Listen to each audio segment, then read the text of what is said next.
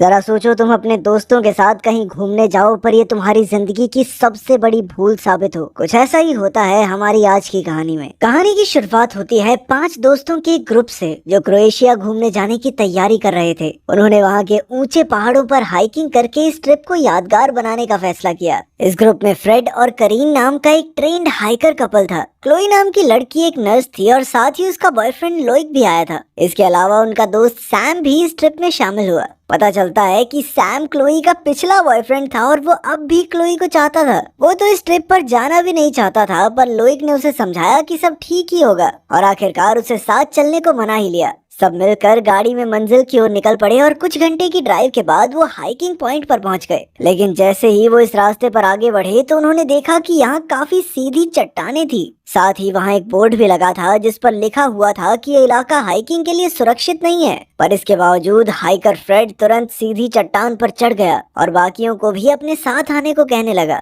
उसने चट्टान से एक रस्सी भी फेंकी ताकि सभी लोग उसके सहारे पीछे पीछे आ सकें। बेचारा लोइक तो काफी घबराया हुआ था, पर क्लोई ने उसे हौसला देकर आगे बढ़ने को कहा। जब लोइक पीछे था तो सैम ने मौका देखकर क्लोई को कहा कि वो उसे इतने समय बाद देखकर बहुत खुश है। उसने क्लोई का हाल चाल पूछा तो ये खुलासा होता है कि एक दिन इलाज के दौरान उसकी गलती की वजह से एक मरीज की मौत हो गई थी और उस सदमे से क्लोई आज तक बाहर नहीं आई। खैर, क्लोई ने कहा कि वो ठीक हो रही है और उसे उम्मीद है कि इस हाइक के बाद वो और बढ़िया हो जाएगी। फिर वो सब आगे बढ़े, पर जल्द ही उन्हें एहसास हुआ कि ये रास्ता उतना आसान नहीं है जितना उन्होंने सोचा था। खैर, थोड़ी देर और चढ़ने के बाद उन्हें एक पुराना सा पुल दिखाई दिया जिसे पार करके उन्हें दूसरी ओर पहुंचना था। फ्रेड सबसे पहले गया और फिर सैम और क्लोई गए, पर जब लोइक की बारी आई तो वो इतना डर गया कि रास्ते में ही जम गया। ये देखकर करीन ने उसकी मदद करने की कोशिश की, लेकिन फ्रेड ने उसे रोक दिया क्योंकि ये पुल 2 लोगों का भार नहीं उठा सकता था। खैर, फिर क्लोई ने लोइक को अपनी ओर बुलाया और जैसे तैसे लोइक ने पुल पार कर लिया।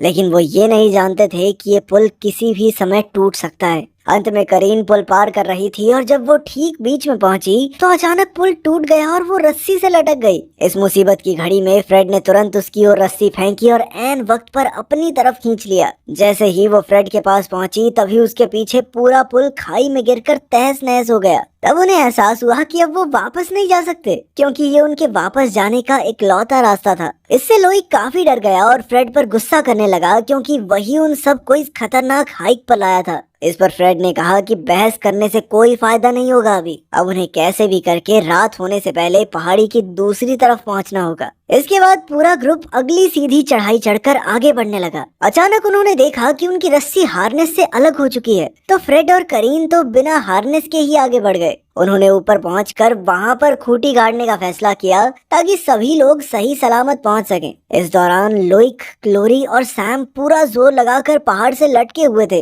सैम ने लोइक को तेज तेज सांसें लेने से मना किया, पर लोइक ने उसे चुप रहने को कहा। असल में सैम अब भी क्लोई से प्यार करता था, इसीलिए लोइक को उससे जलन होने लगी थी। कुछ ही देर में अचानक लोइक का हाथ फिसल गया और वो हवा में ही रस्सी से लटक गया। इसके साथ ही सैम भी गिरकर लटक गया। तब क्लोई चाहकर भी उसकी कोई मदद नहीं कर पाई क्योंकि उसके मरीज की मौत उसकी आंखों के सामने आ गई और उसके हाथ पैर वहीं जम गए। उधर फ्रेड और करीन ऊपर जाकर किसी मजबूत पेड़ की तलाश कर रहे थे ताकि वो रस्सी बांधकर अपने दोस्तों को ऊपर खींच सकें। इस दौरान अचानक फ्रेड का पैर एक शिकंजे में फंस गया और उसकी टांग बुरी तरह जख्मी हो गई। करीन ने उसे छुड़ाने की बहुत कोशिश की, पर इससे फ्रेड को और ज्यादा दर्द हो रहा था। फ्रेड ने उसे बाकी दोस्तों को ऊपर लाने को कहा ताकि वो सब मिलकर फ्रेड को आजाद कर सकें। इसके बाद करीन तुरंत पहाड़ी की चोटी पर पहुंची और रस्सी नीचे फेंककर अपने बाकी तीनों दोस्तों को भी ऊपर खींच लिया। वहीं दूसरी ओर फ्रेड जंगल में अकेला था जब उसे पास के पेड़ों में किसी के होने का एहसास हुआ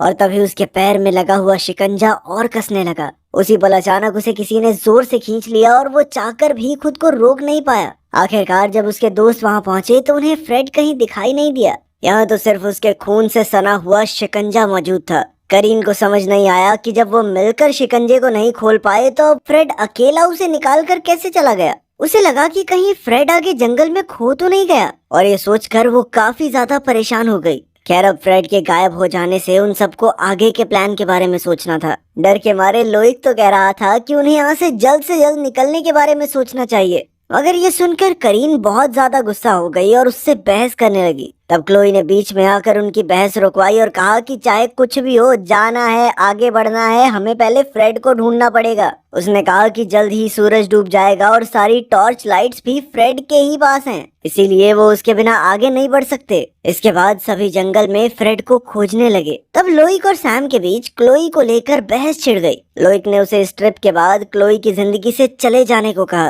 पर सैम का मानना था कि क्लोई अब भी उससे प्यार करती है। ये सुनकर तो लोइक का खून खौल उठा और उन दोनों में जबरदस्त हाथापाई शुरू हो गई। उन्हें लड़ता देखकर क्लोई उन्हें छुड़ाने आई, पर वो अचानक फिसल कर एक कुएं में गिर गई। लोइक और सैम ने तुरंत उससे पूछा कि क्या वो ठीक है, पर सामने से कोई जवाब नहीं आया। कुएं में काफी अंधेरा था, इसलिए वो क्लोई को देख भी नहीं पा रहे थे। तब करीन ऊपर एक पत्थर से रस्सी बांधकर खुद कुएं में गई। वहाँ उसने देखा कि यहाँ तो शिकारियों ने जानवरों के लिए कई खतरनाक शिकंजे लगा रखे थे। तभी उसे क्लोई दिखाई दी, जिसकी बाजू से यही नुकीला शिकंजा आर पार हो गया था। उधर सैम को एहसास हुआ कि कोई तो उन्हें छुपकर देख रहा है। उसने लोइक को इस बारे में बताया, पर लोइक ने उसे नजरअंदाज कर दिया। खैर कुछ देर बाद उन्होंने जैसे तैसे क्लोई को कुएं से बाहर निकाला और उसके घावों पर पट्टी की। तब उन्हें एहसास हुआ कि किसी ने जानबूझकर यहाँ जाल बिछा कर रखे हैं, इसीलिए उन्हें अपना हर कदम सोच सोच कर रखना होगा। अब वो जंगल में और अंदर घुसे तो कुछ ही पलों में चारों ओर अंधेरा हो गया और जोरदार बारिश होने लगी। अब करीन बुरी तरह थक चुकी थी और उसकी सारी उम्मीदें भी टूट गई थी कि वो अपने पति को दोबारा देख पाएगी। पर क्लोई ने उसे आगे बढ़ते रहने का हौसला दिया। उन्होंने सोचा कि अगर वो अलग अलग दिशाओं में फैलकर फ्रेड को ढूंढेंगे तो फ्रेड जल्दी मिल जाएगा। लेकिन अकेला जाने में सबको डर लग रहा था, इसीलिए सबने एक ही रस्सी से खुद को बांध दिया, ताकि अगर वो मुसीबत में हो तो रस्सी को खींचकर बाकियों को बुला सकें। इसके बाद वो सब घने जंगलों की ओर बढ़ गए। कुछ देर बाद करीन की छाती में जोर से एक तीर आकर लगा और वो बुरी तरह जख्मी हो गई। इतने दर्द में भी उसने रस्सी खींचने की कोशिश की, मगर किसी ने रस्सी पहले ही काट दी थी। पर खुशकिस्मती से क्लोई चलते हुए उसकी ओर आ गई और करीन को देखते ही उसकी मदद करने दौड़ी। पर तभी अचानक कोई करीन को खींचकर दूर ले गया।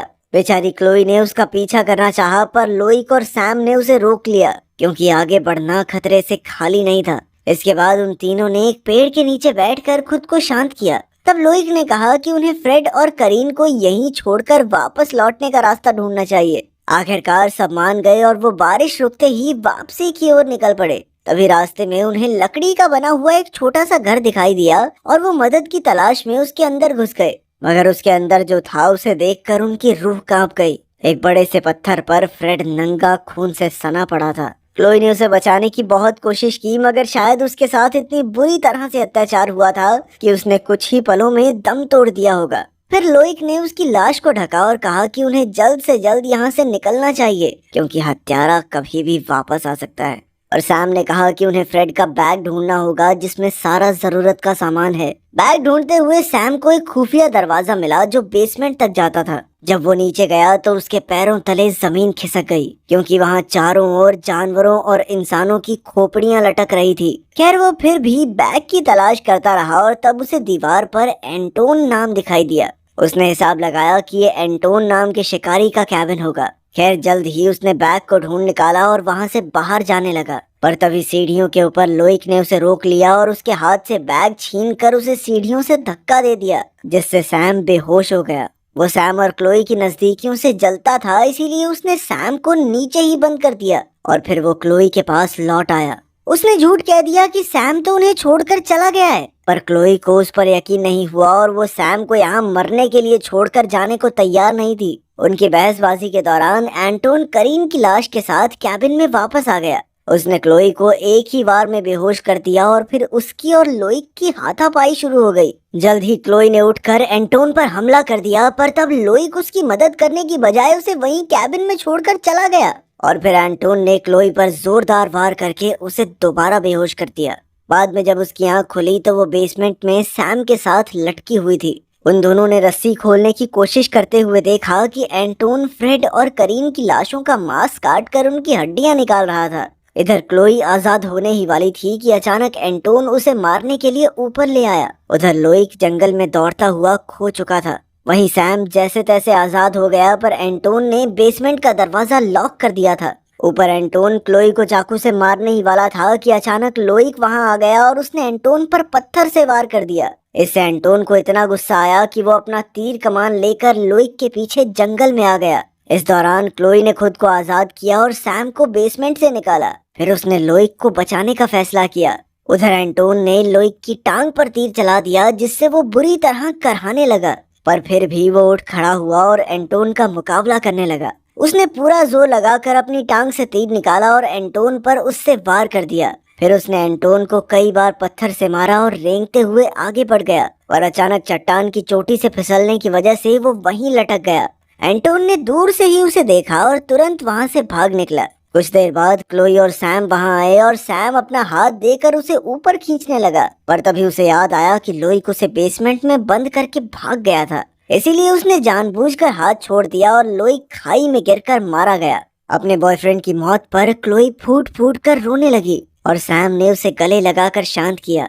तभी पीछे से एंटोन ने एक तीर सैम के सर के आर पार कर दिया, जिससे उसकी मौके पर ही मौत हो गई। अब क्लोई के दिल में गुस्से और बदले की आग जल रही थी और वो चाकू लेकर एंटोन की ओर दौड़ी। एंटोन ने भी तुरंत उस पर हमला कर दिया, पर अचानक क्लोई ने उसका नाम चिल्लाया और वो पीछे हट गया। फिर उसने चाकू से एंटोन पर जबरदस्त वार करके उसे मार गिराया, पर अभी वो पूरी तरह मरा नहीं था। अब वो आखिरी वार करके एंटोन का काम तमाम करने ही वाली थी कि वहीं वो मरता हुआ मरीज उसकी आंखों के सामने आ गया। क्लोई एंटोन को वहीं छोड़कर भाग निकली और केबल तार के जरिए दूसरी ओर जाने लगी, लेकिन अब भी खतरा टला नहीं था। इधर एंटोन चाकू लेकर केबल के पास आया और अभी क्लोई रास्ते में ही थी कि एक जोरदार आवाज आई और चारों ओर अंधेरा हो गया। इसका मतलब था कि एंटोन ने केबल काट दी थी, जिससे क्लोई की भी मौके पर ही मौत हो गई। बताया जाता है कि कई साल पहले एंटोन नाम का एक 5 साल का लड़का अगवा हो गया था, लेकिन कोई भी आज तक उसे ढूंढ नहीं पाया। ये एक सच्ची कहानी है और इस इलाके में हर साल न जाने कितने लोग गायब हो जाते हैं। अगर वीडियो पसंद आई तो लाइक कर देना, चैनल को सब्सक्राइब कर देना। मिलते हैं अगली वीडियो में।